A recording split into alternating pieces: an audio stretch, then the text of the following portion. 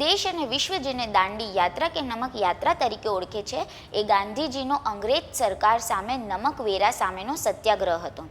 12 માર્ચથી 6 એપ્રિલ 1930 દરમિયાન સતત 24 દિવસ સુધી ગાંધીજીએ યાત્રા કરીને અંગ્રેજ સરકારને પાયાથી હચમચાવી નાખી હતી। દૈનિક આશરે 10 માઇલનું અંતર કાપતી દાંડી યાત્રાનો આરંભ અમદાવાદના સાબરમતી આશ્રમથી થયો હતો અને તેનો અંત નવસારી જિલ્લાના દાંડી ખાતે થયો હતો। દાંડી યાત્રાના માર્ગમાં આવતા ગામોમાં ગાંધીજી તેમના સાથીઓ સાથે પ્રવચન કરતા, પ્રાર્થના કરતા અને રાતવાસો કરતા હતા। કુલ 241 માઇલની દાંડી યાત્રા મહાત્મા ગાંધીએ 61 વર્ષની વયે આદરી હતી। 6 એપ્રિલના રોજ ગાંધીજીએ દાંડી ખાતે ચપટીક મીઠું ઉપાડીને અંગ્રેજ સરકાર સામે સવિનય કાયદાનો ભંગ કરી દેશવાસીઓ અન્યાયી કાયદા અને અંગ્રેજ શાસન સામે સત્યાગ્રહ કરવાની હાકલ કરી હતી। ત્યારે આજે દાંડી યાત્રાના દિવસે જામનગરમાં ચાંદી બજારમાં આવેલા રાષ્ટ્રપિતા મહાત્મા ગાંધીની પ્રતિમાને કોંગ્રેસ અને કાર્યકરોએ સૂતરની આંટી પહેરાવી યાદ કર્યા છે। આ જ મુદ્દે વિસ્તારે વાત કરીએ આ વિડીયોમાં। નમસ્કાર, વાઇબ્સ ઓફ ઇન્ડિયા સાથે હું સુરભી। જામનગરમાં ચાંદી બજાર ખાતે આવેલા રાષ્ટ્રપિતા મહાત્મા ગાંધીની પ્રતિમાને કોંગ્રેસ અને કાર્યકરોએ સૂતરની આંટી પહેરાવી યાદ કર્યા છે।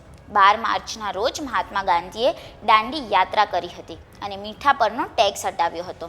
સેવા દળના અધ્યક્ષ પ્રગતિ આહિરની અધ્યક્ષતામાં કાર્યક્રમ યોજાયો હતો, જેમાં શહેર પ્રમુખ દિગુભા, મનપા વિરોધ પક્ષના નેતા ધવલ નંદા, કોંગી કોર્પોરેટરો અને કાર્યકરો ઉપસ્થિત રહ્યા હતા। ત્યારે આ મુદ્દે સેવા દળના અધ્યક્ષ પ્રગતિ આહિરે પણ પ્રતિક્રિયા આપી છે। સાંભળો તેમણે શું કહ્યું। નમસ્કાર, હું પ્રગતિ આહિર, ગુજરાત પ્રદેશ કોંગ્રેસ સેવાદળ અધ્યક્ષ અને ગુજરાત પ્રદેશ કોંગ્રેસ પ્રવક્તા। 12મી માર્ચ એટલે કે ગાંધીજીને આપણે ખાસ યાદ કરવા જ જોઈએ।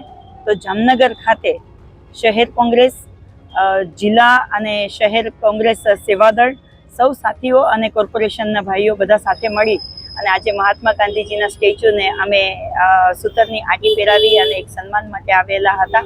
કેમ કે ગાંધીજી એક એવા વ્યક્તિ છે કે જેમણે વિશ્વભરને એક અહિંસા નામનો શબ્દ આપ્યો છે અને એ ગાંધીજીએ અંગ્રેજોની સામે 1930માં 25 દિવસની પદયાત્રા કરી અને 22 લોકોની સાથે જઈ અને નમકનો સત્યાગ્રહ કર્યો હતો અને એમાં ગાંધીજીએ અંગ્રેજોની તાનાશાહીની સામે અહિંસાથી કેવી રીતે આંદોલન થઈ શકે અને અવાજ કેવી રીતે ઉઠાવી શકાય એ આપણને શીખવ્યું છે। ત્યારે હું કહેવા માંગુ છું કે એ સમયમાં કદાચ નમકની જરૂરિયાત હતી, એટલા માટે થઈ અને નમક પરનો ટેક્સ દૂર કરાવ્યો હતો ગાંધીજીએ।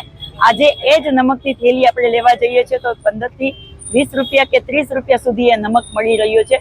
એટલે ફરીથી આપણા દેશની અંદર જે ઈસ્ટ ઇન્ડિયા કંપનીનું રાજ હતું એવું રાજ છવાઈ રહ્યું છે। ત્યારે હવે આંદોલનની જરૂરિયાત માંગી રહ્યું હોય એવું લાગી રહ્યું છે। ત્યારે અમે લોકો એક સંકલ્પ લીધો છે આજે બાપુની સામેથી કે એ સમયમાં નમકની જરૂર હતી એટલા માટે આંદોલન કરવું પડ્યું। આજે તો એવા ઘણા બધા પ્રશ્નો છે, આજે બેરોજગારી, મોંઘવારી, અસલામતી, એવા કોઈ બી મુદ્દાઓને લઈ લઈએ તો આજે એના માટે આંદોલનની જરૂરિયાત છે। ત્યારે માનનીય રાહુલ ગાંધીજી હમણાં ગુજરાતમાં આવીને કહ્યું છે કે હું ખુદ પણ લોકોની વચ્ચે જવા તૈયાર છું, તમારા કોંગ્રેસના દરેક સાથીઓ પણ લોકોની વચ્ચે જશે અને લોકોની જે જરૂરિયાત હશે એના માટે અમે પણ આંદોલન કરીશું, પણ અમારું આંદોલન હશે એ ગાંધીચિંત્ય માર્ગે હશે।